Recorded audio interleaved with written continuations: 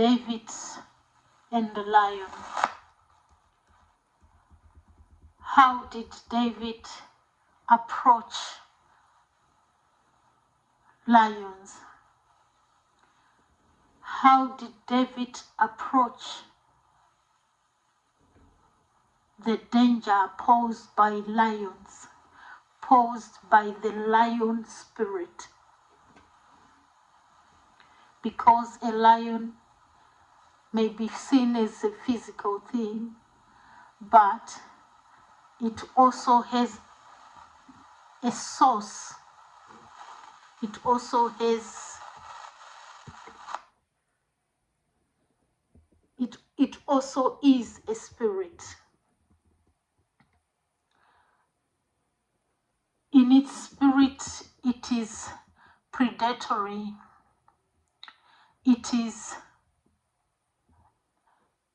It poses danger to us as a people.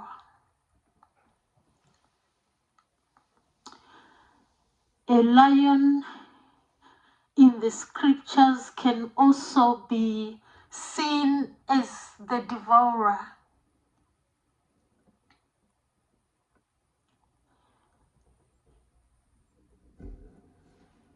Something that destroys, that kills, that steals.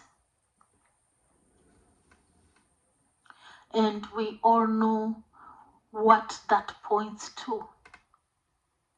That points to the devil in terms of its negative meaning from the scriptures. As we interpret it to be, it also has its positive meaning. For example, is the Lion of Judah.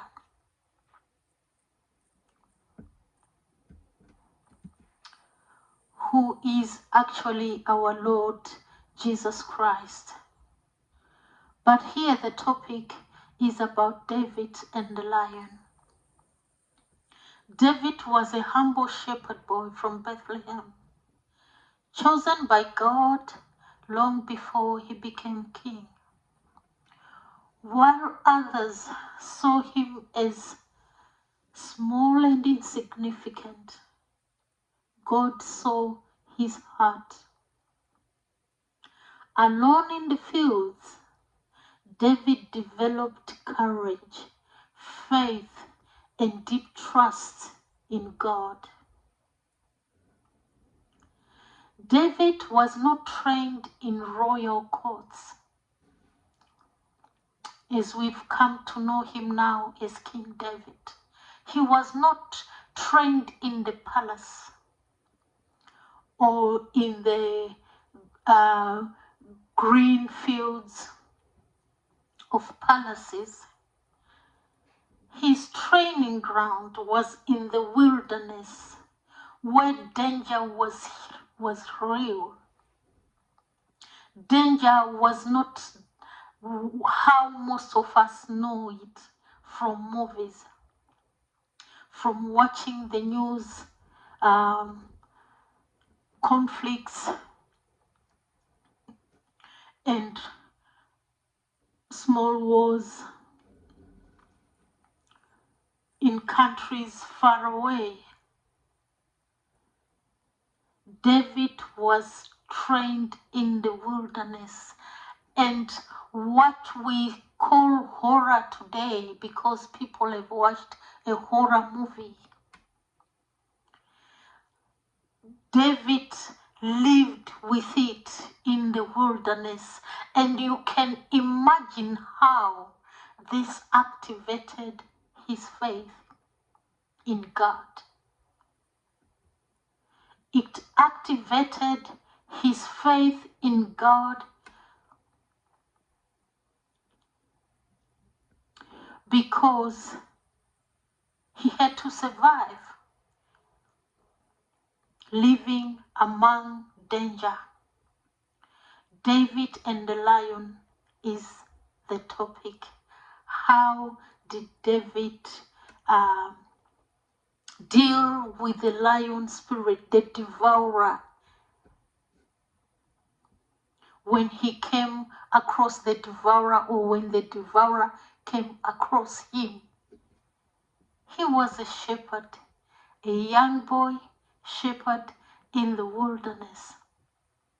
And here we have the lion as a symbol in the Bible.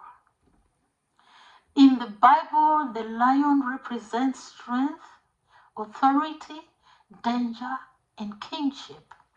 Most importantly, Jesus is called the Lion of the tribe of Judah in Revelation 5 verse 5, symbolizing the ultimate power and victory that we have in our kingdom as the people of God. But lions also represents, as we have said, threats, spiritual or physical, things that come to devour, to test or challenge our faith. We have had these things that come to challenge our faith in the form of a lion spirit. Why a lion spirit? These challenges come to steal. In some cases, they come to kill. In some cases, they come to destroy. And there we are face to face with this lion spirit. That's the negative meaning of lion as we approach the lion spirit in the present day, in our situations, in our families, for our children, our children's children, our parents.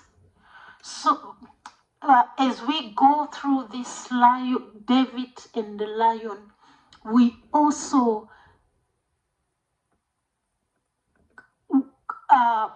start to think of those things that have come to test us and have maybe come to steal our memory during examination. Things that we really knew that we had them in our memory, and all of a sudden in examination, some of these have been erased from our memory. This is the lion spirit I'm talking about.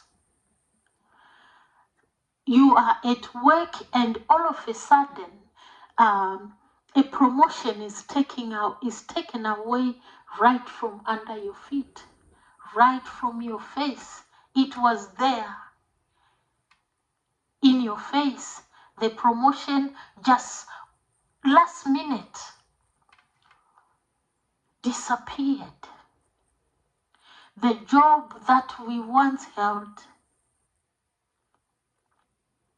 and everybody looked up at us, and all of a sudden everyone is looking down on us. You see this lion spirit. That's the kind of lion spirit we are talking about. It does not only come, as with David, in the form of the real lion.